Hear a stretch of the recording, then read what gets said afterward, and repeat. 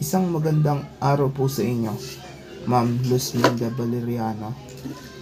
Ang aming gagawin ay pagsasagawa ng dokumentaryo tungkol sa ano ang kalagayan ng wikang Pilipino sa ating bansa ngayon. Ang kalagayan ng wikang pambansa sa kasalukuyan.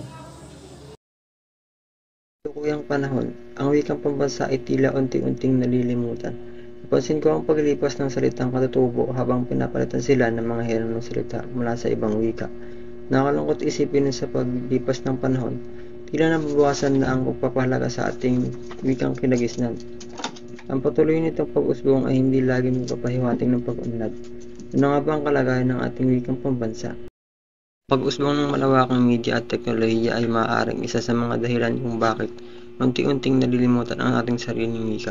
Nahaluan ng mga salitang gaya ng jejemon, balbal, teknolohiya at gay lingo ang ating wika.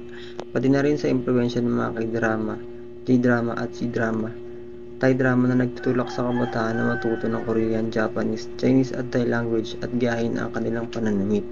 Parang ito ay isang uri ng pakikipag-ugnayan na mas pinahalagahan ang bilis ng pagpaparating ng mensahe kaysa sa kalaliman ng kahutugan ito. Dahil sa patuloy na pag-usbong ng mga bagong teknolohiya, mas marami sa atin na hindi na gumagamit ng ating mga sariling wika. Dahil sa mas pinipili nilang gayahin ang mga nakikita, naririnig at nababasa nila sa iba't ibang klase ng media. Tulad na lang nito ang internet, telebisyon at cellphone. Ito ay may malaking epekto sa kultura ng Pilipinas. Maipapakita natin ang pagpapahalaga sa ating sariling wika sa pamamagitan ng pang-araw-araw na paggamit nito. Marami sa kabataan ang unti-unting nakalimot sa paggamit nito. Sa halip, dapat nating bigyan ng pansin ang pagtuturo sa wika at paggamit ng mga aklat na sumasalamin sa ating kultura. Sa simpleng pagtuturo nito sa ating mga tahanan, maaaring mabawasan ang pagkawala ng isa sa mga kayamanan ng ating bansa. Sa madaling sabi, dapat nating palakasin ang ating sariling wika para sa karapatan ng kultura at bansa.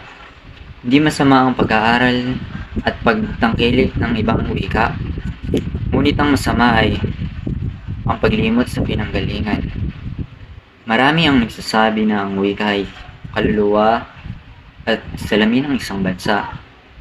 Subalit, paggamit ng mga salitang jejemon at balbal, ano ang maaaring isipin ng iba tungkol sa atin? Papayag ba tayo na tingnan na lang nila tayo na walang pinag-aralan?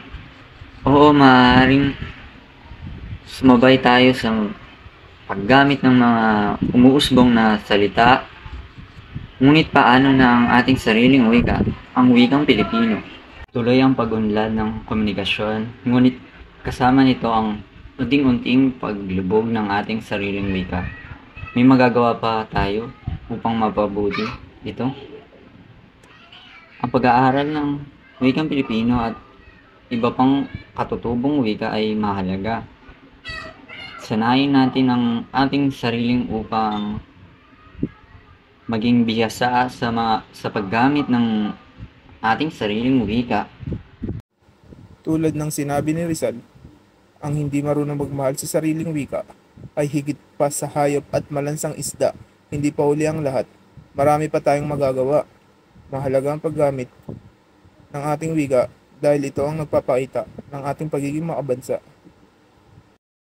Narito po ang aming mga pangalan sa aming grupo: Joshua B. De La Cruz, Lawrence T. Magdael, John Michael D. Santos, at si Jasper Lan Sabino.